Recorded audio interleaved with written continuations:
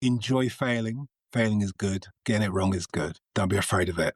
It'll work out in the end. Doing the whole poetry thing. It's bigger than the poetry, but to talk about history, as you say, and culture, and show how that influenced me. As a kid growing up, I learned very little about African Caribbean history at school.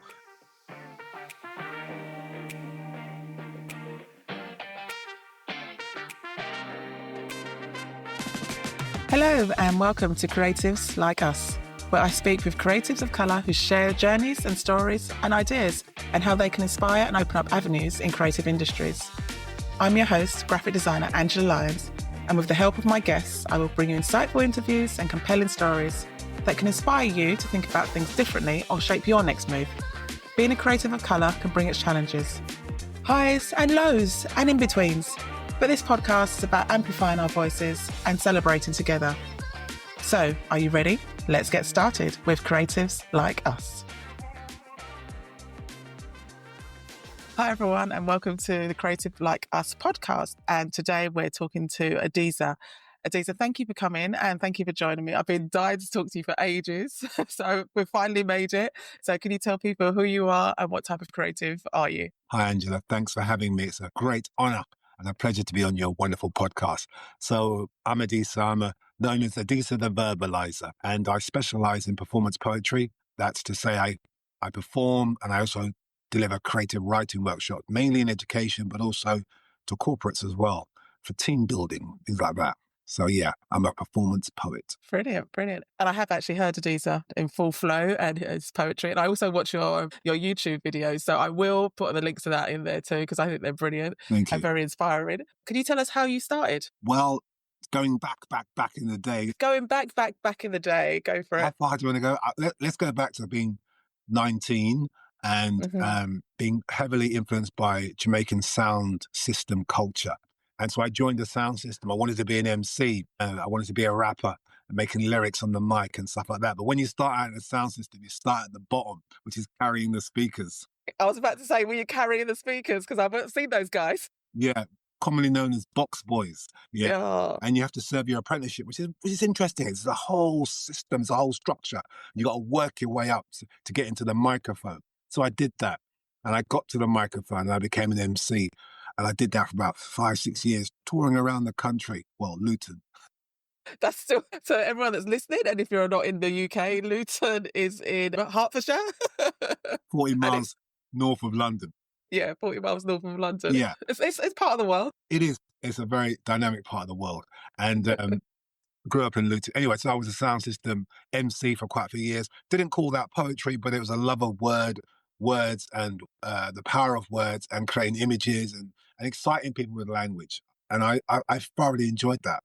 But the whole sound system culture in the early 90s really moved heavily into the whole kind of violent streak and quite over-sexualized lyrics. And I got turned off to that. So I started writing poetry, which I thought was more mature. So I thought I'd graduated from sound system culture to poetry. But anyway, I started writing poetry as a hobby at home, boring my brothers with my poetry. And they told me, go and read your poetry in public. Maybe someone will like it. Wow. So I did. I took the step Fantastic. of just going to performance poetry clubs and just reading for free. And I did that for a whole year, maybe a year and a half, just going to gigs and reading for free. And open mic, just jumping on the stage, reading a poem. Loved it, got a buzz of it, loved the excitement, loved the feel of the audience, was petrified at first, but grew to love it. And then my turning point when I realized, okay, this could be my life, was in 1994 when I won the New Performance Poet of the Year competition, hosted by the fabulous Apples and Snakes. And that gave me a real inspiration shot where I thought, well, maybe I can make something out of this thing called poetry. Yeah. Wow. And you've made a living from poetry. Yeah. So brilliant. So it's always been like in your bones, in your DNA to be a performer, to be creative, to want to make creativity out of words. Yes. Yeah. Brilliant. I mean, I think I got a lot of that from my dad because my dad was a musician. I mean, he wasn't a professional musician. That was his hobby. He played in a steel band and daytime he worked at Vauxhalls, but in the evening he played in the band. And he was so inspired by music that he got his children, the three of us, my two older brothers and myself, to play music also. Not by choice. We had no choice. We had to play music. I always tell a joke at school. It's a bit like the Jackson Fives, but we didn't make any money. But But my dad was strict like that. You had to practice. You had to get good at it. And through that love of music he played in the house, I would listen to the lyrics and was really inspired by that. And that kind of, deepened my love of language and lyrics. Just out of interest, what instruments did you play in your brothers? I played the drum kit. And so my dad literally brought home a secondhand drum kit and said, "You're going to play that." It was literally like that. Was it literally like that? It wasn't like, "What sort of instrument would you like to?" No, "You're playing that." And then he brought home an old battered piano, told my middle brother to play that. And he brought home a bass guitar, which he could play a little bit himself, and said, "My eldest brother, you're going to play that." And he played the mandolin, which is a small banjo-looking like instrument. Yeah, I know that mandolin has a beautiful sound. Yeah. It's played well. Well, it's played well. Like all instruments, I suppose. Here. Stay there. Do you have it still? Oh, amazing. I had my father's mandolin. So there it is, the original. That's so nice. What a proud piece of heritage you've got there. Yeah. That's so really nice. Strong memory. Real strong memory. Have you ever made a poem around the mandolin for your dad? I haven't, and I should. I've written poems about my father and the music and his dedication to it and all that, and dominoes, but not about the mandolin. And I should, because it's a real... That'd be lovely. If you do it, let me know, and I'll put it in them when it comes out. I'll link it in the podcast. That'd be lovely. That's so cool. It's a pleasure. So just talking about what you're up to now, and obviously you've had the history of how you got started in your current, I suppose, career as being a poet and a verbalizer. Yeah. What do you do now? Where do you? I know you said you worked with corporates and schools. Can you go into detail a little bit, maybe both of those areas? So what you do with schools and how you help the children, and how you go into corporates and how you help them, especially around anything to do with our culture or what you think they might need to know about, or if they've actually called you in. I'm sorry, that seems like a lot of questions there. Or if they've actually called you in to talk about something specific, is it? So could you maybe talk about a little bit about schools and then maybe go into the corporates? Yeah. So the school work is kind of twofold, really. On one hand, it's about inspiring young people to find their voice and find the confidence to share their voice through poetry. So I go in, I share my work, I talk about my life, my history, how I got into it, and then I encourage them to write about things that are dear to their heart, sort of thing, just like myself, and then to perform it, to encourage them to go to the next stage, which is go to the stage and share your work, own it. And so I get invited in to do that, but also a lot of the times, particularly when I work in a lot of inner city schools, it's to inspire particularly African Caribbean young boys who might be not switched on to their writing as much as they could be. So the idea that, a role model like me coming in was supposed to be inspiring for those young men. And I enjoy that role as well. And I see it as an opportunity, doing the whole poetry thing. It's bigger than the poetry, but to talk about history, as you say, and culture, and show how that influenced me. As a kid growing up, I learned very little about African Caribbean history at school. In fact, all I can remember was the transatlantic slave trade, and that was it. There was no connection to ancient civilizations and philosophers or architect or art. There was just nothing like that coming out of school.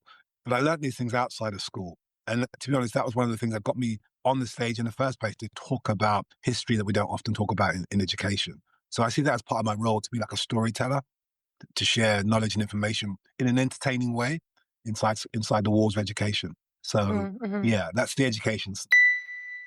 And the corporate side's been interesting though, and that kind of started via Facebook/Meta. Oh, interesting. Before the pandemic. Okay. I was invited in by the Tottenham Court Road office of Facebook. They're one of their big sites. Actually, Meta. So you actually got called in by Facebook. Yeah. Wow. I was like, you started on Facebook, maybe you started a Facebook group or something, started chatting to people. No, you actually got called by Facebook. Yeah, well, I got called by a person who worked with us. But no, to put it into context, so they used to have this thing called the Analog Lab, which they don't have anymore, which was a part of the building, an area, a big room dedicated to art and expression. And they had a featured artist who was based there, and their role was to inspire the workers, the teams, to come in and just de-stress and be creative in this space. And sometimes they'd invite artists in, whether it's a potter, a painter, or a writer. So they took a chance and invited the Verbaliser into the Facebook office to do a creative writing workshop stroke performance poetry. And I did it. Went down really well, of course. They were like, we're going to do more of these. I was like, great. And then the pandemic hit, and it was like that stopped. And then they had the brainwave of, let's do it online. And that's when it really took off. So I got to work with Facebook groups all over the world, from, Nigeria, Thailand, Israel, all over the place. So they'd have teams. They'd have an accounts team or a engineering team, and they'd just come online and I would deliver a creative writing workshop via WhatsApp.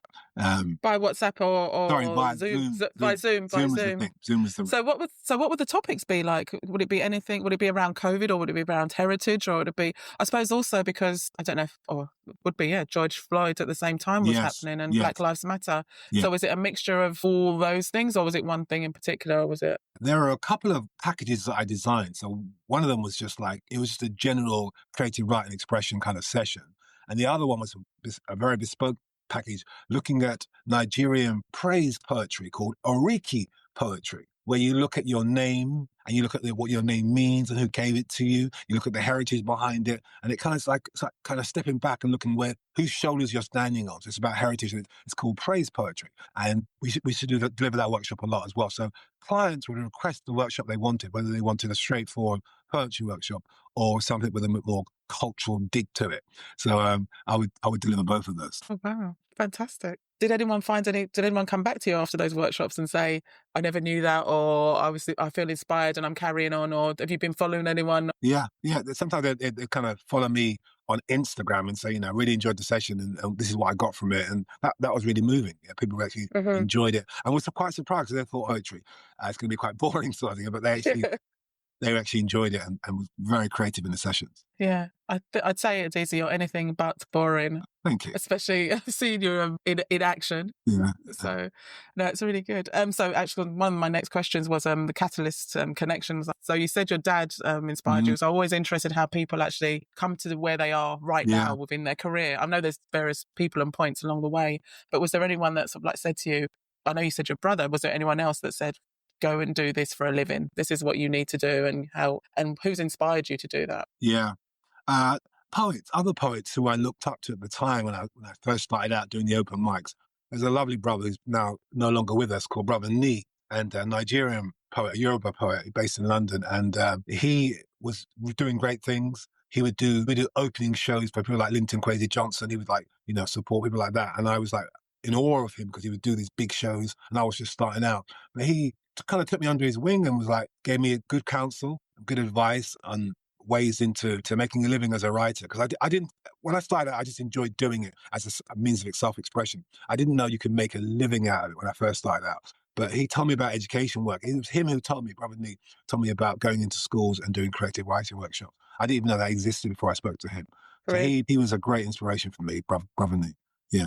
Brilliant. So with Brother Nee, you can tell me a little bit more about him. So was he based in London, or are we still in Luton at this point, or are we in London? No, we're in London. At the time of winning that competition, the new Performance Poet of the Year, I keep harping on about that. Yeah, no, you know what? Awards are important. So I'm going to introduce you next time as award-winning poets. I'll take that. Adisa, the Verbaliser. Yeah. You need to put that everywhere on your LinkedIn, award-winning, okay? Yeah, I mean, on that competition was very, very important because it gave me a launch. I got to read some poems on Radio 1, the Mark Radcliffe show, I think it was. Oh, really? That Fantastic. was really cool. And bigger than that, the judges of that competition, there were really some top judges like Lem Sissay, Jules, Patience at Barbie, and the late, great Benjamin Zephaniah was also a judge. Wow. And Benjamin has been so helpful for my career over the years because after the competition, he gave me a quote, like some nice words about me so I could put on my publicity. And he said, Adisa is the future. It's so good to have something to look forward to. And I used that quote to open many doors. The great Benjamin Zephaniah. And throughout my whole career, every time I'd buck up on Benjamin, he would be helpful. He wouldn't just be encouraging, he would be helpful. He'd be practically helpful and give me pointers and show me stepping stones to take. A very generous human being, as everyone knows. But I mean, I have first-hand experience of how wonderful that man was and his work is. I can't sing his praises enough. Always saying good things and helping. So that was a real turning point, that whole competition and meeting him. Starting that. Yeah.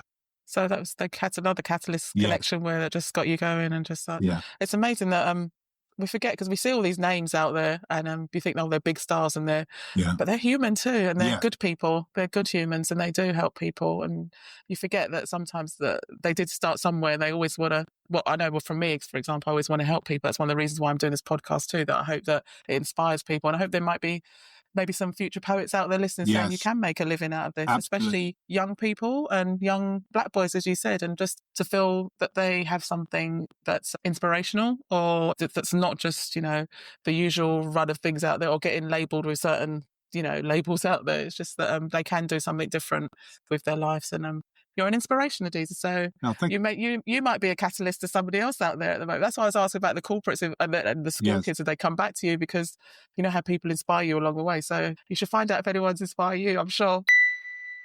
So one of my next questions I'd love to ask is, what are you up to next? And what would you like to do? And what would be your dream project? If there was anyone, so I'll ask you first off, what are you up to next? What's the next step for you? What's 2025 hold for you? Yeah.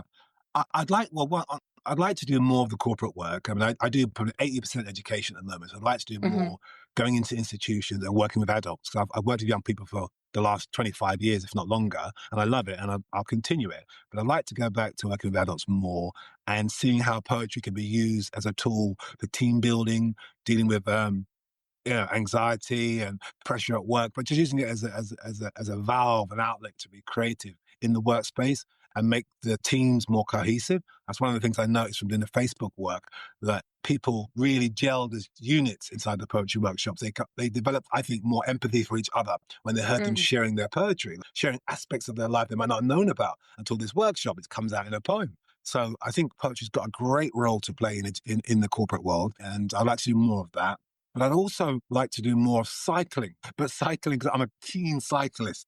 On my website, I have a section called the Poetry Pedlar. And it's all about adventures on the bike and linking it to poetry, whether it's about poetry about the journey or poetry inspired by the things I see along the way or just a poem that's in my head. But it's all about linking movement to words and Beautiful. imagery. And so I really want to develop that. I want to make that a thing. It's just a baby at the moment, but I really want to grow it. This idea of movement, travel, and filming and creating these YouTube videos, which I normally do every 2 weeks, but I've been really lazy and I've done it for about the last 2 months, which is terrible. But well, work and life gets in the way, so don't beat yourself up too much. But you get back on it. I will get back on it because consistency is so important with the whole YouTube Yeah. thing. But I love recording the videos. I love creating poetry to go with them. I love the editing process. I love all of it. It's just time consuming. And obviously it's not paying me at this stage. And so it's like, that's difficult to give it the time. Yeah, I know that's the thing. It's because it's one of those things where it's a passion and you love it, but it's also good content. And also, it's also good content for the corporates that could be seeing you or the schools that could be seeing you out there, that it's another creative outlet. So keep on at it, keep going. I'm sure you will anyway. 100%.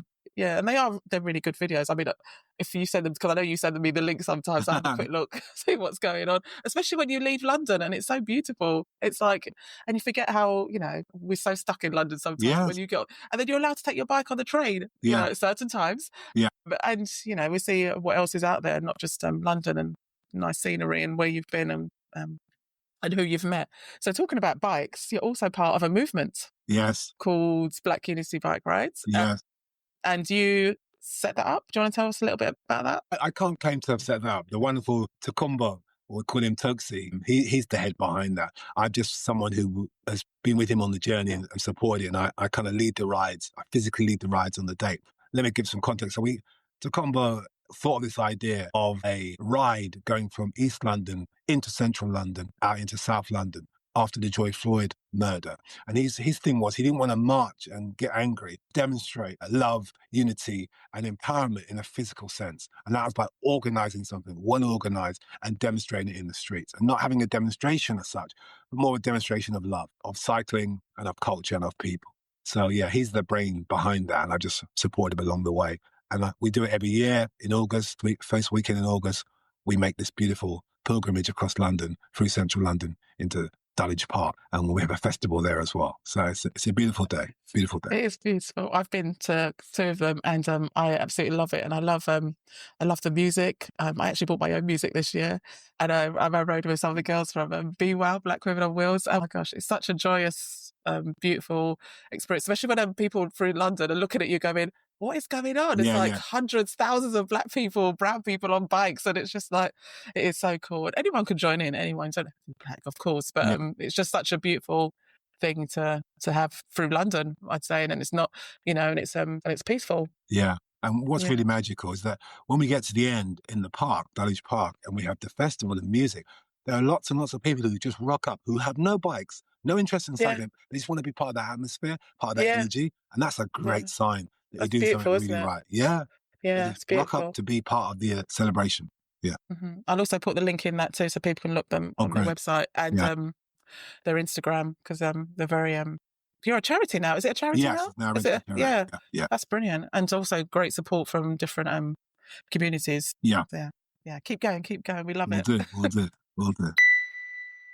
So one of my questions, I think I know I asked a lot of questions when I said about what's next in the future. I was going to Mm, ask, what is your dream project? If you could manifest someone you'd like to work with, I know you said you want to work with corporates, which is yeah. great, and obviously they pay the bills, and you Yeah. want to feel inspiring people. But if there's one thing that you would love to do, or it could be for work, or it Yeah. could be something personal, manifest it out there. Yeah, yeah, it's true. I mean, like, well, how long ago? Maybe like maybe 10 years ago. Was it that long ago? Yeah, maybe about 10 years ago. I was doing a lot of music and poetry sessions. I worked with a live band, and we do shows. We did support gigs at the Jazz Cafe. Some quite big artists at the time, and so we were developing a little name for ourselves, poetry and music. I'd like to do more of that. I'd like to work with a band again. Maybe work with singers, poets.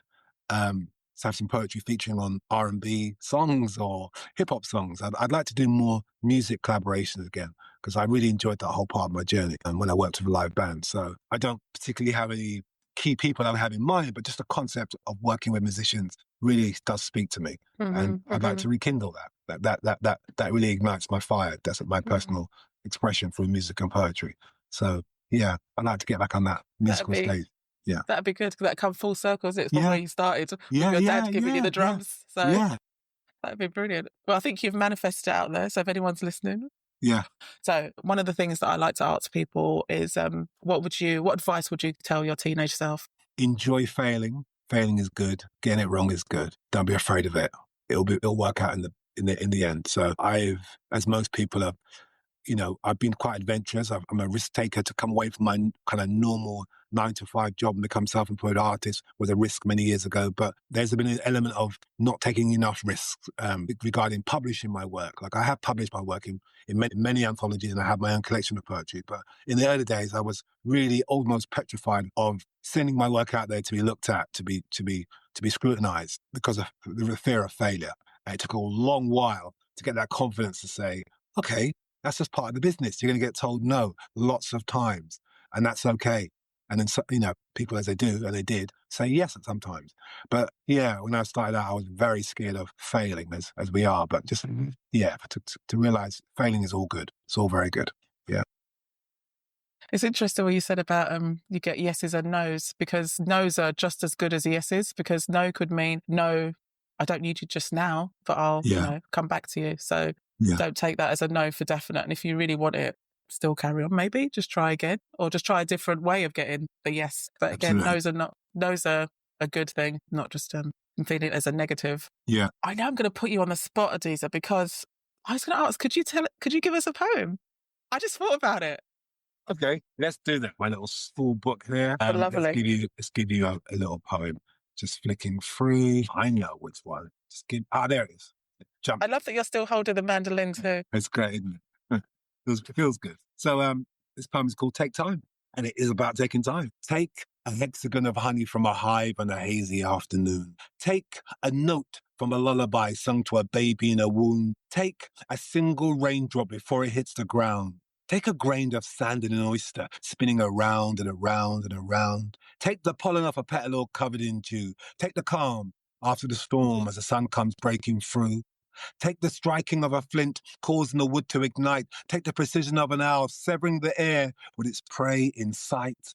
Take the second you know you're wrong, but still you say you're right. Take the exact moment day becomes night.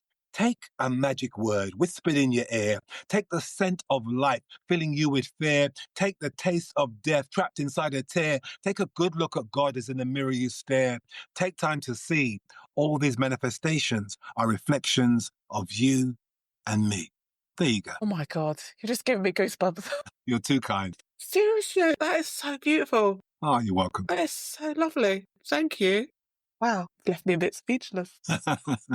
I love that last line. Oh my gosh. Thank you, Adisa. Oh, and you're welcome. I've not quite finished with you yet. All right. Play the I do. mandolin. Well, yeah, can you play mandolin and give me another poem? I'm just going to have you online all day now, entertaining me. I always ask my guests a quick fire question. Yeah. So it's a quick fire in 5.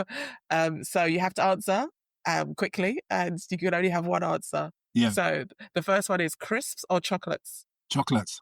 Beach or forest? Forest. Book or Kindle? Book. Reggae or soul? Reggae. Patty or a sandwich? Sandwich.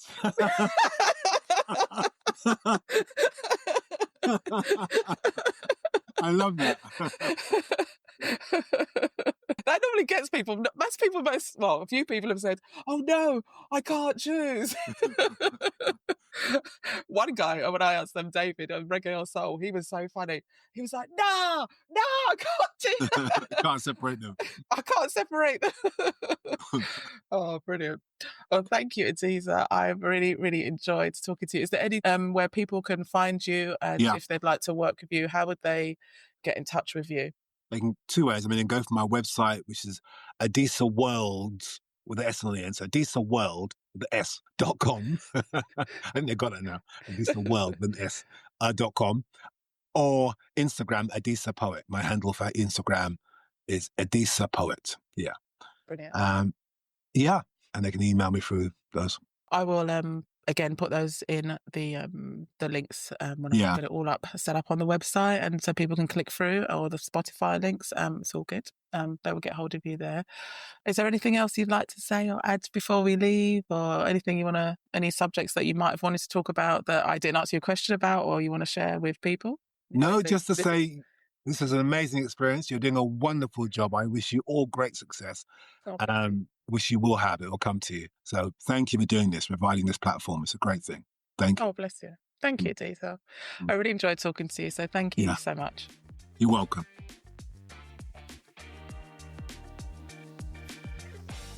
Let me start by giving thanks. Thank you for tuning in to Creatives Like Us. I hope you enjoyed this episode and found it thought-provoking, inspiring and entertaining.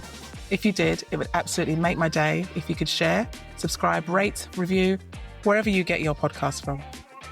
Also, if you have a question or a comment, I'd love to hear from you. All the ways to connect are in the notes. Until next time, keep being creative like us.